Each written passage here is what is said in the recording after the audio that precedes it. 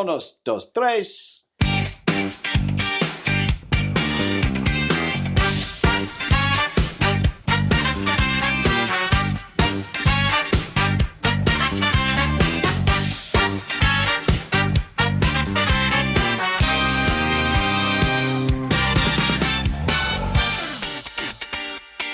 Welcome to the Executive Youth Club. With me, your chairman, Sam Fraser. And me, Club Secretary, Tom Hepworth. Tom, it's a lovely day. Have you had a good week?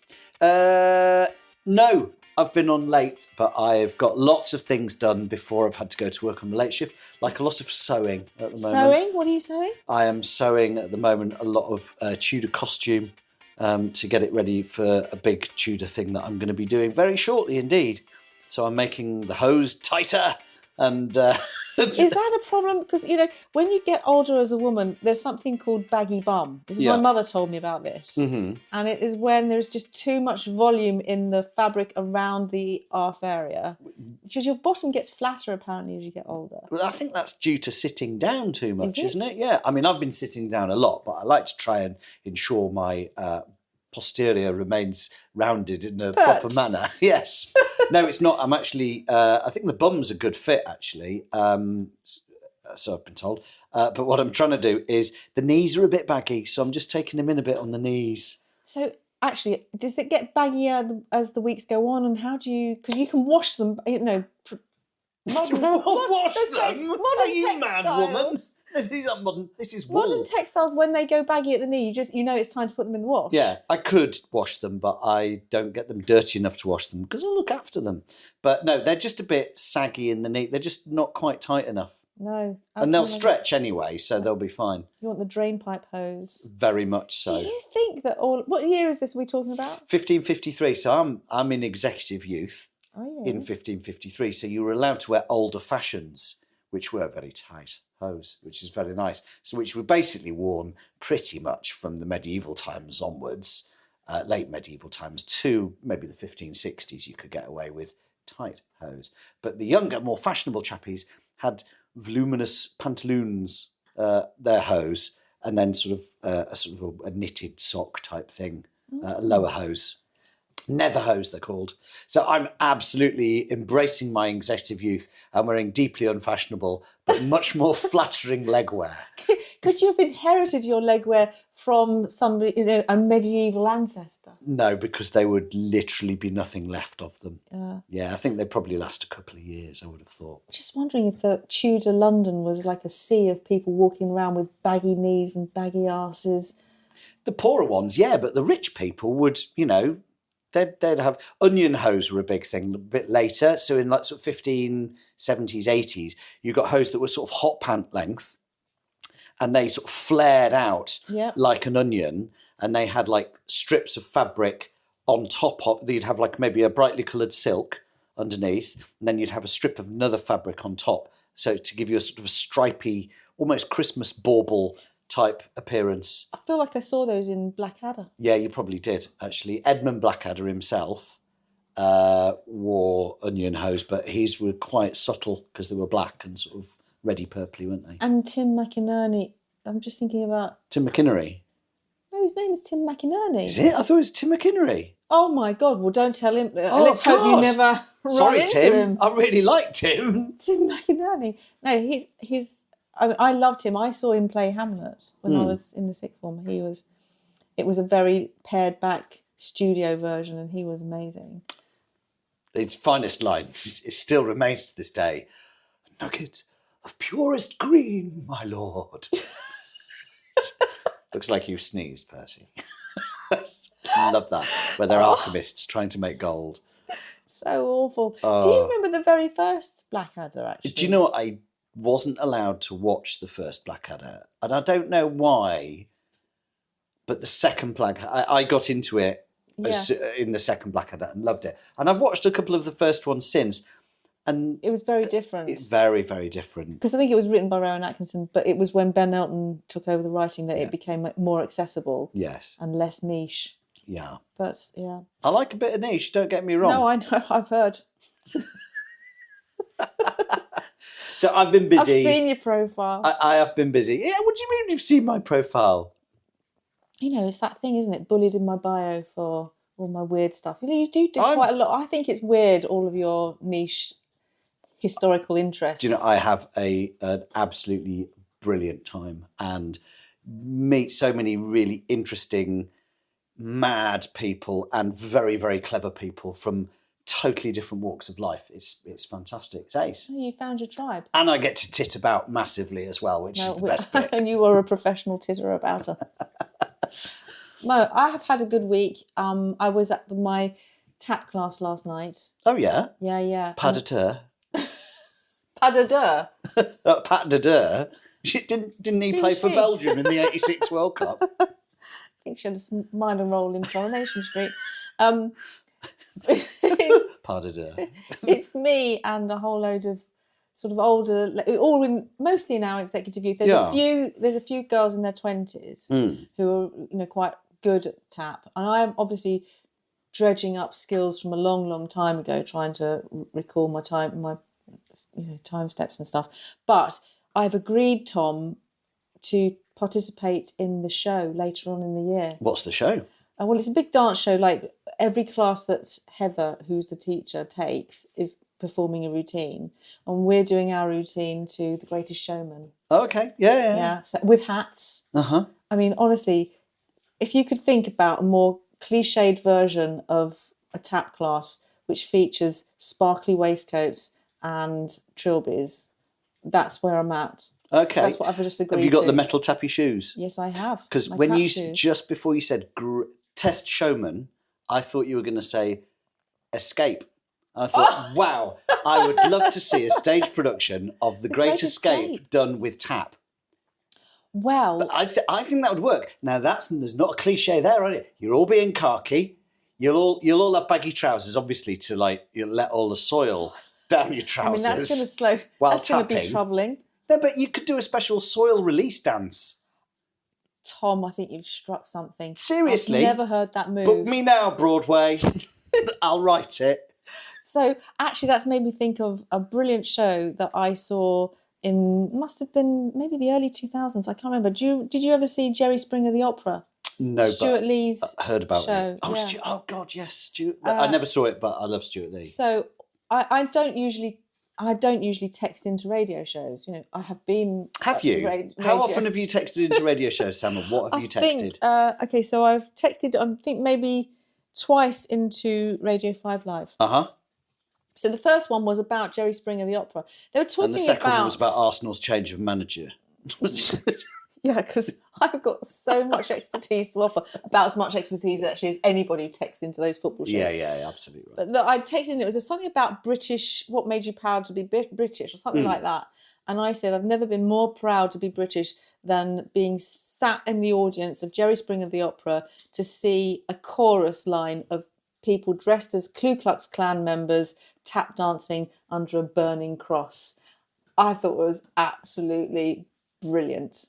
Of course, shortly after I saw it, the Christian community rose up in arms and accused Stuart Lee of blasphemy, and all the money made on that show went on fighting that. Oh no! Oh, yeah, it was one of the things that tested the blasphemy laws in the UK. I don't think I've ever texted a radio. I've rung in.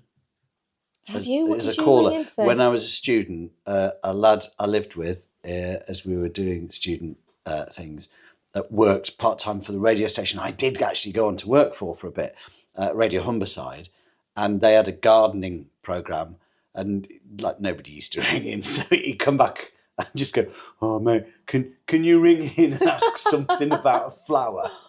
So basically every other week, one of us in the student house would ring in with, my lobelias in terrible state this week. Has the panel got any advice for a droopy lobelia? And the gardening expert would go, well, yes, water it once in a while might be a good idea, or whatever. Yeah, I asked a couple of gardening questions with no foreknowledge. I just made stuff up and put on different accents. It was just quite exciting. It reminded me. You've got a good repertoire of accents as well. So, which ones were you bringing out? Oh, I did South Wales. Sort of like probably a Middlesbrough, sort of a northeast, and a morass of northeastern one that anybody listening to this in the northeast will go, you absolute tosser. It's nothing. And what else did I do? I think did Geordie?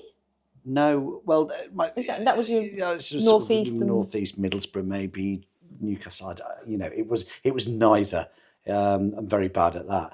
A little bit of Scouse as well, just once in a while, but not very well done. I mean, I wouldn't profess to be good at accents at all. Just a bit of fun. I used to do. And I rang up speaking in tongues as well once. Oh, did you? No. Well, the thing is, that's how I answer the door to Jehovah's Witnesses. Tom, I took you at your word there because I have been, in that production room for a DJ. I've been a producer on a breakfast show, and people of all kinds of lunatics phone in. So speaking in tongues, and all of them will get on air daily if they're prepared to hold for a bit and turn their radios down as they speak on the phone. The number of people. Yes. Now turn your radio down. Oh, I can't hear what you're saying. You're getting a massive howl around. Can I just ask, have you got a radio on in the background? Oh, yes, I have. Yeah. So my other text into 5 Live was about disappointing Christmas presents. Yeah, so this is rich ground. Yeah, it was a great phone-in, as phone-ins go. And I remember I was referring to about when was the Michael Jackson Thriller album out? Was it about 83-ish, yeah. So I really, really wanted the Thriller album. Yeah. And of course, I'd put it on my Christmas list, Dear Father Christmas. And when I came down on Christmas morning, there was an album shape present. So, the thrill, I was so excited. And I opened it up and it was Beethoven's Pastoral Symphony. Oh God! And when you're a child, you can't disguise, or a young person, you can't disguise, can you, from your parents? And it was. Had you asked for that as well? Was that a second choice? How likely do you think at 14? I was asked for Beethoven's Pastoral Symphony. Ludwig did some good stuff, obviously, great stuff, and I have come to appreciate it. But at the time, you couldn't moonwalk to it. As a 14-year-old as well. Unsolicited self-improvement present. Oh God, my parents were always hoping for some self-improvement. Yeah. My dad wanted me to play the violin and, insisted I carried on because he'd heard that Itzhak Perlman's parents had forced him to play, and of course he'd ended up being a virtuoso. But forcing your child with no aptitude and no interest doesn't equal a virtuoso. That's the life lesson. What was the level of threat behind this forcing? I mean, was firearms involved? Gosh, we should probably say at this point that the dogs are probably chewing stuff in the background. They're munching down on dried pigs' penises. Yeah. Whereas, and I'm a fan of your cat. And the cat has now just come also in and annoyed all the dogs. God, it's awful. You go, girl. I'm so sorry because Bridget, hello, lovely. Bridget, my cat, has kind of interrupted the. Bridget's my friend. She's your friend. Ever say anything bad about her. You think she's your friend? Well, we have. In a minute, she'll throw up on your shoe, and we have an understanding. Bridget and I barely have an understanding these days. She's just quite grumpy. No, she's not. She's just misunderstood. Do you think that is? No, she's not being grumpy with me, mate. She's loving that. But right. I was going to make a bad joke then. Say it. Say you love pussy. Not going to lie. Anyway. So if you stroke them enough, honestly, they come round. I have heard. God, have you thought about doing stand-up? Yes. I'm not sure I've got the material. Oh, God, that doesn't stop them. I was at a gig on Wednesday night in Yeovil. Barely a joke. Yo, Phil. It's where my mother died, and I think my career was close to it as well on Wednesday night. It wasn't a great audience, but it was, the comics weren't great either, I just hate to say that out loud, but I've said it now, so... So you've labelled an entire town in Somerset the most mediocre place on earth. Oh, it's the audience. It's always all about the audience. I went to a very good laser maze thing in Yeovil once. It was brilliant. Banging tunes. Had the place to ourselves. Hold on a second. What, Laser Quest? Yeah. Banging tunes? Yeah. You play like real, big dance hits, like, proper techno. What, you shoot people to Yeah, shoot people to techno. Come on, gun violence and techno go hand in hand. Surely, well, laser gun violence anyway. Oh, it hadn't occurred to me. I've never been in a What laser music- quest as an adult in an adult context. It's always been kids' parties. Ah, no, going as an adult's quite good fun. Do you know what? I mean, I think I'd be Should do it. I'd be up for that. Totally up for that. Did it with the in-laws actually? Did you? Yeah, Oh they my loved God. it. Yeah, They loved it. yeah. And you get to shoot them with impunity. It was great, and they shot me plenty as well. Doesn't hurt though, does it? No, it doesn't. Okay, No. okay. Although for one Christmas, talking about disappointing Christmas presents, on the flip side, my most successful Christmas present that I think I ever gave anyone was a present to my two brothers, 20 years ago or so. So they were, they were adults, but only just, and they were. I got them a laser tag set, so a gun that shot a laser, and you had a backpack and 4 things. So if it hit your target, if the laser made contact, instead of it going beep and being boring and giving you a point, it was wired up to the trigger, which was metal, and the handle was metal. It gave you an electric shock. Yeah. I thought, as you were saying that, I think he's not going to say electric shock. Yeah, it was brilliant. So we'd play it in the garden. You go, honestly, we just shocked each other. We nearly To death. Nearly to death. And it did have a little warning on it. Do not play if you've got a pacemaker or if you've got, a medical condition, yada, yada, yada. Yeah, I think they were from one of these gadget shop type places that import things from China and Hong Kong and stuff. Yeah, with illegal batteries. Yeah, it was spontaneously absolutely, combust. it was totally illegal. It was brilliant. It was a fantastic Christmas present and rekindled our old memories of childhood when we used to get friends around and electrocute each other. No, you didn't do this, did you? No, I didn't. We'd Old-fashioned. my parents used to work, yeah, and so we'd come home from school and obviously tit about, and there's a health warning for this, that obviously don't do this at home because it's not a good idea, especially if you have a pacemaker or a heart condition or are allergic to electricity, right? But you hold a teaspoon in the little sparker on a gas hob, you press the button, it goes. So you hold a teaspoon, and your number 2 next to you need a lot of trust in them. So you're pressing the ignition and holding a teaspoon in there. Your number 2 is touching your skin somewhere. Yeah. And then the number 2 touches the skin of the next person down the line, and so on and so on and so on. And the last person on the line gets the shock. And it's quite a big shock. Tom. So we used to do that. We used to get sort of like, there were these kids who lived down the road. They were absolute bellends. We just get them round, play for a bit, and then just go, all right, hey, let's do the cooker electric thing. And they always went, yeah. And we put them in the middle, but always like lose hands, like drop hands. So they always got the shock. But Tom, how did you even know you could do that? We were just experimenting. We were just scientists. Yeah, you see, they don't do that sort of thing anymore. Not allowed in GCSE science. It's all theoretical, no practicals. This was practical home things, Love it. How to win friends and influence people. Oh, we didn't like them. No, I'm sure you didn't. I'm strongly getting that message. Anyway, what's made you feel your Executive Youth Club membership age? I definitely feel as though I'm a member of Executive Youth when I learned that recently that possibly I would say the nation's favourite brand of tinned fruit is no more. What? Well, it's probably something to do with quality control because the man from Del Monte kept saying yes to everybody, but Del Monte are no longer selling peaches in halves, in syrup, or pears. They're no longer a thing. My favourite white suited, other than Martin Bell. No, I think the man from Del Monte's better than Martin Bell. Who's certainly more handsome. Yeah. He would go to fruit farms, by helicopter, look at a peach, nod his head. Everybody was happy. Everyone celebrated. Now, if he went to all of the farms and did that, what about like bad harvests? He must have said no in order to have some degree of quality control. So that's why I think they must have gone bust or whatever. But they're no longer a thing anymore. And I felt that's a passing of something of my youth. Like when, with the sad passing of Anthony Head and Gold Blend is now, I don't even think can you still buy Gold Blend? Yes, you can. I bet its sales have fallen off a cliff, haven't they? Well, or maybe there's nostalgia sales now. But Gold, hold on a second.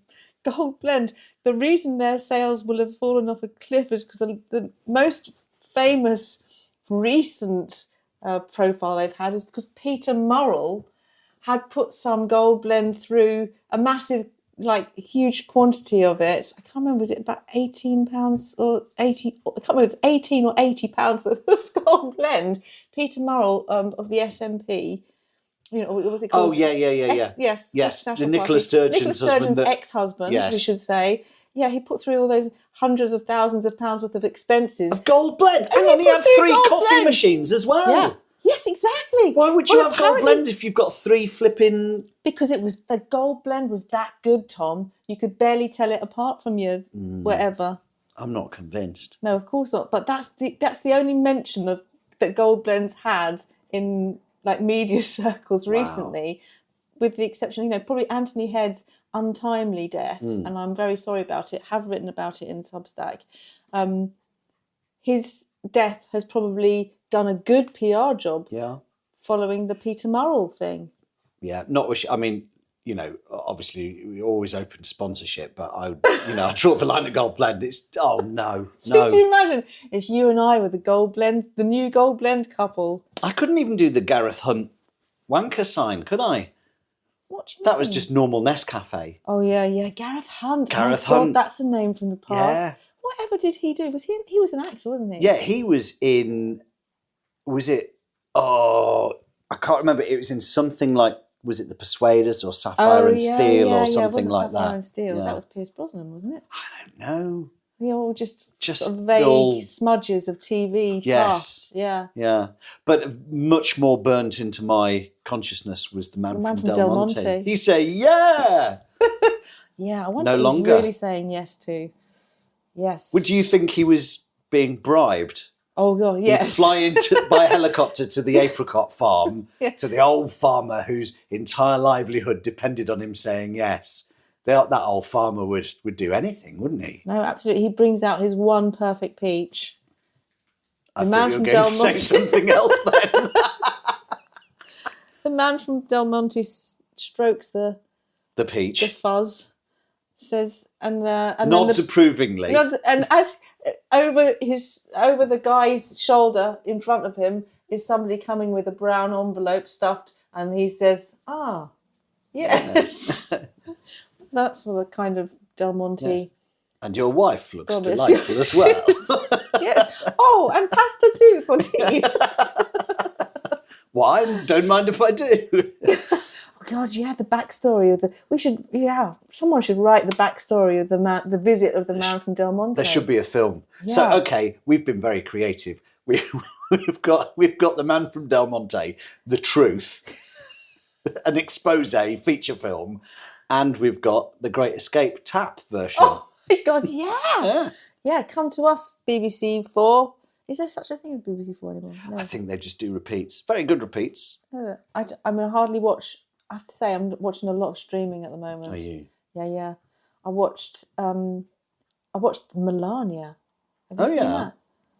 Because I'm so interested in these documentaries that celebrities are doing about themselves. No. It's just PR. It is. It is absolutely. There's absolutely no independent.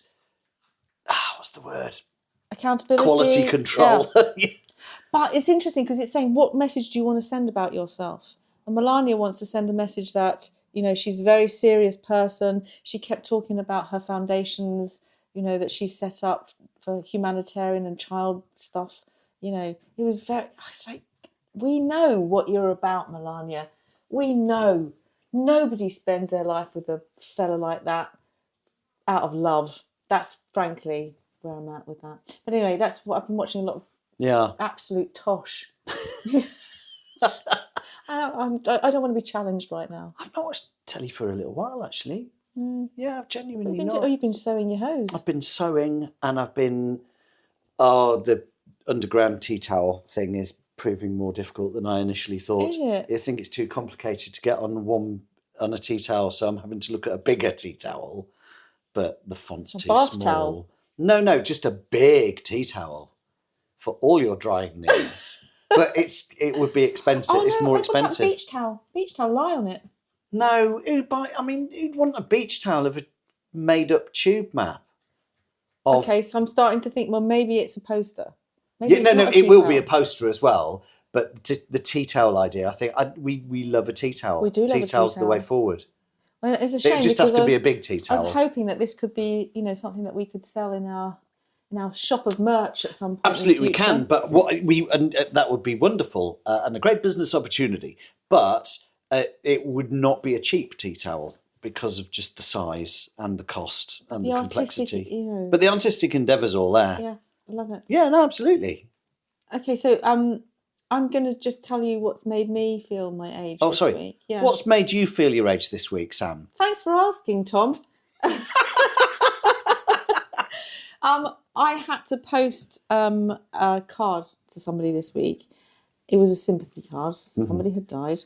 And, I don't mind buying a card in those situations, but how much do you think a first-class stamp... Do you know how much a first-class stamp is now? £46. No, don't be stupid. No, a lot. It's about £1.70. It's £1.80. God. £1.80. And I just kind of thought, but I remember when first class stamp was 18p. 18p. And more and less. 18p in 1985-6 was first class stamp. I happen to know this because I was going through some stuff, this is your hanging peak, around. Your peak letter writing era. My peak letter writing era, yeah. And I found a load of letters and they were first class stamp was 18p. Yeah. I mean, I don't know, 18p to £1.80, that is... Tenfold increase in as few as 40 years. That's still very expensive because I always remember looking through my parents' albums, vinyl, and seeing, what was it? They had Abbey Road, and it had on it, it was sort of £2 on it, and I was like, "Whoa, that was really cheap." And they were like, "No, that was £2 for the album." Yeah, but when they bought it in 1970 or whenever it was released, and I was like, "Well, that's cheap," and they said, "No way." That was that was all our week's money sort of thing. That was really expensive. And now, an album you're looking at £20 to £30. Yeah. So that's a tenfold increase, but that's since about 1970. Yeah. So stamps have gone up quicker than vinyl records. Yeah. Well, anyway, I was slightly appalled. And I wouldn't mind if the bloody letter would get there the day after. It didn't. Did it not? First class? Not Seriously? first class, I thought it was meant to be days. next day. Yeah. It says it. I'm so sorry that the dog is making quite a lot of noise. She's very determinedly chewing that dried penis. How long would the penis last with your dogs? Well, as you can see, Ludo has got bored of his penis, whereas Lettuce, she's much more diligent about... You could actually hear that as well. She's being very diligent, yes. She's doing a good job. Yes. So sorry. Yeah, the hope is that they will... They say they hope that they'll be able to deliver it within 24 hours, but it's 1 to 2 days. First class. I hope to be able to go into work tomorrow. I mean, what's not... 1 to 2 days. Yeah, maybe. But the thing was, it was my godson's 18th birthday, so I was, I posted it on the Monday, right, in order for it to guarantee it got there on the Wednesday, and it did arrive on the Wednesday. Right. It took 2 days. But if you're less organised, you've got no chance. Yeah. No, my middle brother, most of his family all have their birthday in 1 month. So I've got to be really, really organised the month before and send a big parcel with all of their cards and presents in, so because I will forget one of them. So I'll just send it all in one fell swoop. That was quite efficient and cheaper. Although, all of those that collection of gifts is obviously expensive, but it's one hit, isn't it? Yeah. Do you buy your gifts throughout the year when you see them? I think I'm starting to do that more and more with Christmas. Yep. I start shopping in January for Christmas. Do you? Yeah. Best time to do it. It is. Yeah. I haven't paid full price for a cracker. Have you not? Oh, decades. For a cracker? No, I don't. I'm not paying full price for a cracker. Depends what you get in them. Yeah, well, this is the other thing. I think this is definitely something that's happened in recent years. Is I don't want any plastic tat around the house. Yeah. Like it's not good for the environment. It's not good for my mental health. So, yeah, crackers have to have like a joke in them. That's an absolute prerequisite. I'm happy for them to have something edible in them. Yeah, like a little chocolate or something. Make my own. And if it's like I'm Something willing useful. to have something useful if it's like nail clippers and stuff. Tin of I've never WD-40. Yeah, oh God, yeah. I had last two things I've had out of crackers have been really good. I've got a measuring tape. Yeah, useful. And a shoehorn. Oh. And I never thought I'd need a shoehorn until I wanted to stop a shoe disintegrating because I liked it. In a cracker? Yeah. I had to ask what it was. I didn't quite know what it was. What's this strange piece of plastic? It's a shoehorn. Honey, to put your foot in the shoe, right? No. You put the shoehorn like on your heel. Yeah. And then you put your foot in the shoe and it stops you breaking the back of your shoe down. Oh, okay. So I was thinking of shoe trees when you said shoehorn. No, God, that would be a massive cracker. What kind of crackers are you pulling? But the shoehorn, you see, I've inherited my dad's shoehorn. And as we age, this would be one of the treats that we can look forward to, the 2-foot long shoehorn. Oh. Yeah, so you don't even have to bend down. Mine's like 4 inches, if that, my shoehorn. It's just a little one. But a 2-foot shoehorn? Yeah, 2-foot shoehorn. Wow, what's that from, an antelope or something? Or just a large plastic mould? It's a large plastic mould, but I've got two. I'll show you later. You should have brought them into the Jumble Box. Speaking of which, yes. What have you brought, Sam? So I brought a word to our Jumble Box this week. And the word, I don't know, I hadn't heard it. And I wanted to see if you had. It's a word called ensorcel. Like what? It ensorcelled her. Ensorcel? Ensorcel. Ensorcell. So if you are to ensorcel somebody, can you just sorcel somebody? Like entrap.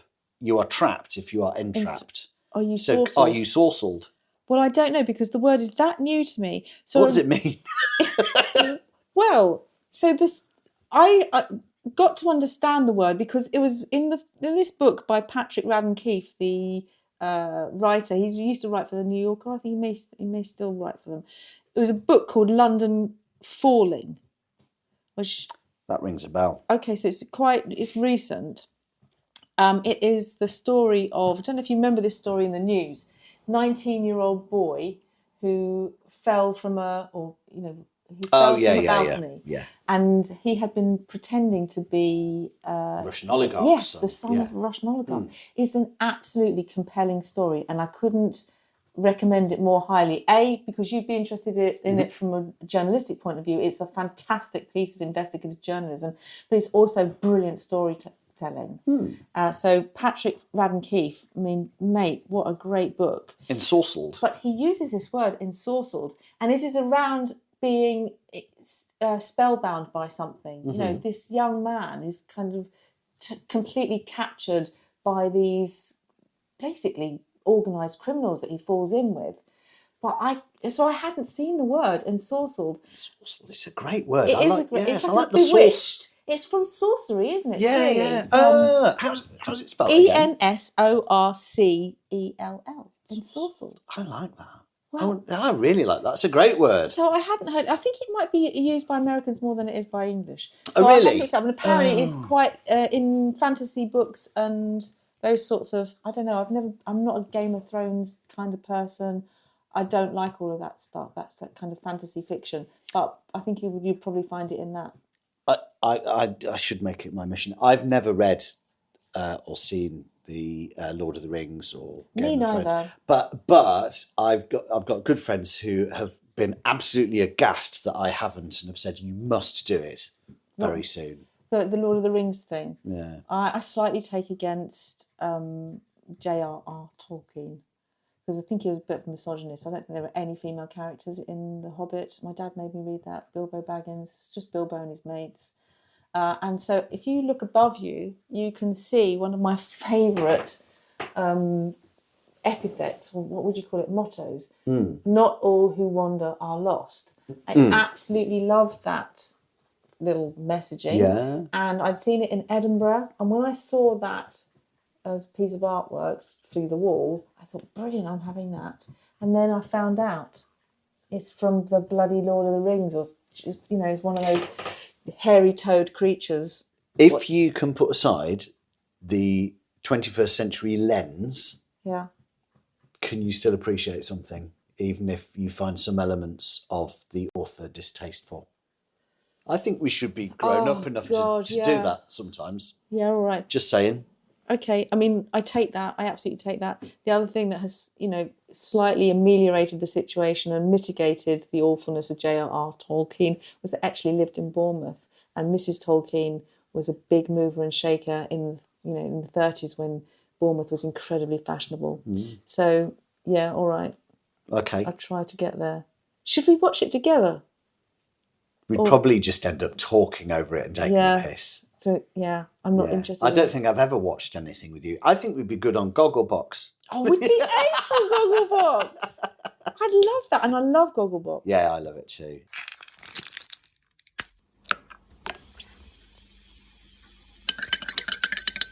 I've got something for the Jumble Box. Go on. Would you like to see?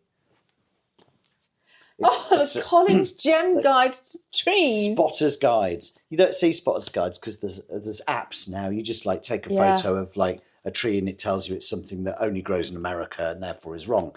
But a Spotter's Guide, absolutely love these. And this was £1. £1 for all your tree knowledge of all the trees in the UK. Love them, and it does fit in your pocket. And it's a pocket size, yeah. Can I just have a look at it? You know what this is reminding me of? And I wonder if you had them when you were growing up. Oh, a Norway maple. Enforced walks in the country. Yeah. Come on, children. We're going to have some fun. But did you have the Observer Book of, and there would be like the Observer Book of Birds, the Observer Book of Trees? Yes. We had the compendium of birds, trees and flowers.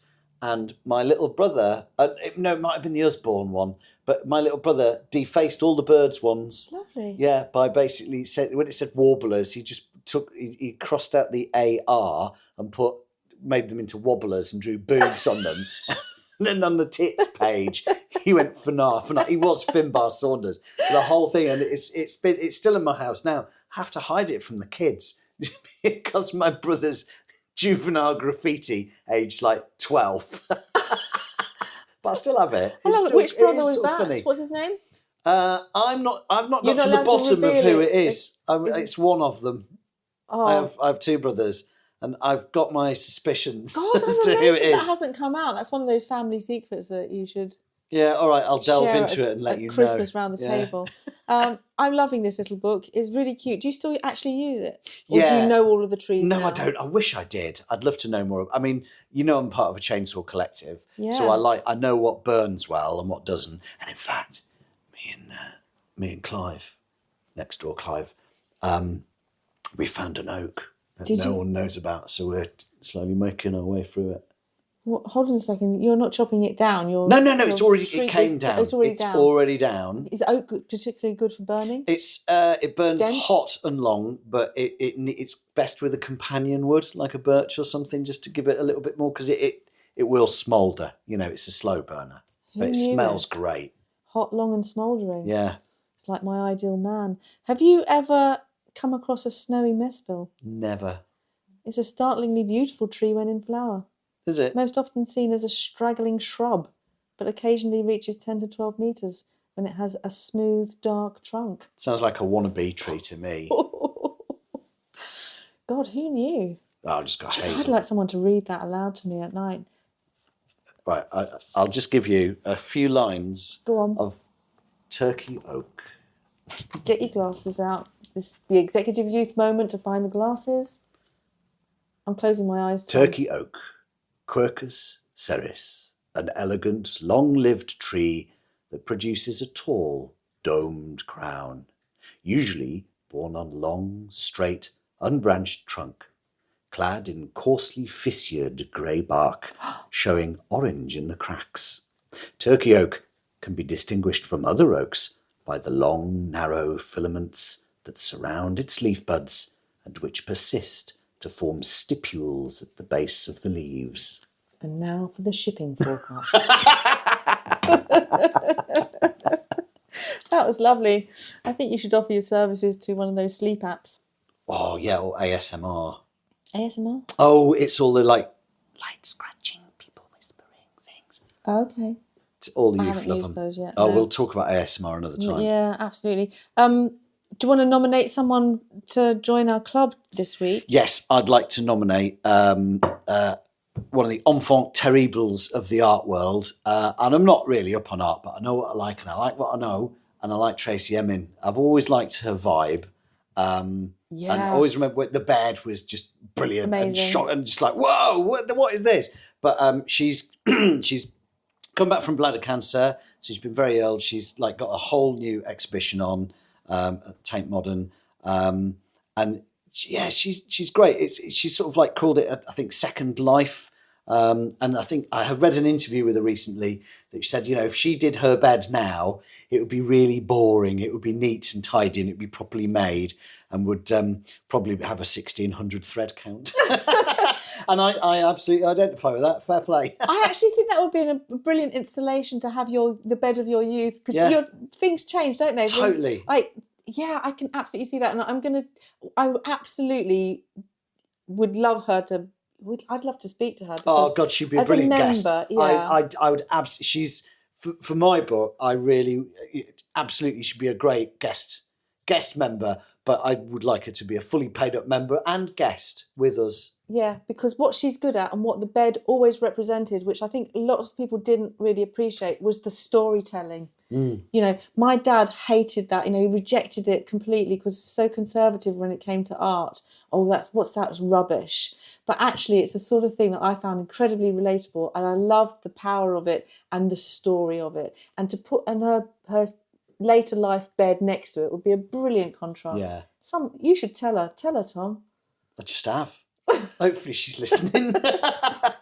Well, I'm going to, in a similar vein, I'm going to nominate Sharon Horgan. Oh, she's amazing. Yeah, because I was listening to her talking to Louis Theroux on his podcast, which is also equally good. Other podcasts are available. Other podcasts are very much available and deserve support. But she was talking to Louis, and she's had an interesting life, really interesting life. But she didn't come to her success till her mid to late 30s. And, which in terms of, acting careers, she had to be really, really persistent. And now she's making her, best work, I think, in her 50s. And I absolutely love somebody who's pioneering, and forging a path and saying, you just keep persisting, you just keep going, and you don't give up, and you just keep learning, you're getting better and better and better at what you do. And I just think she's ace. I think she's funny and a woman's woman. And a bloke's woman as well. I think she's hilarious. She's ace. I love her. Humour's fantastic. Yeah, so definitely Sharon Horgan and Tracey Emin. Your badges are on their way, loves. Brilliant. I think that's probably about it then. Should we wrap things up? Let's wrap things up. In a massive cracker with a shoe tree, homemade chocolates. Is the shoe tree in the Mini Collins? Don't know. Let's look in the index. Hang on. So scholar tree, service tree, no. No shoe tree. Shaddock, spindle tree, no. Spruce, no. Strawberry tree. Cripes, the size of the straws on that. Someone should tell the editors at Collins they've missed a tree. Do you know what I think? What there should be is a Collins not growing trees guide. So you could have a shoe tree. You could have the cup tree. The mug tree. The mug tree. That's it. Yeah. Yeah. Other trees. Yeah. Great. Actually, that's two. It's not much of a very small book. Yeah. There must be other trees that don't grow. A pamphlet. The Collins non-growing tree pamphlet guide. That'll do. Tom, it's lovely. See you next time. Yeah, stay mobile. Stay mobile. You can get in touch with us at theexecutiveyouthclub.com. You can find us on Insta, Executive Youth Club. Or you can email us at theexecutiveyouthclub@gmail.com. Or you could write to us on number 46, Behind the Pipes, Victoria Station. Get out of here.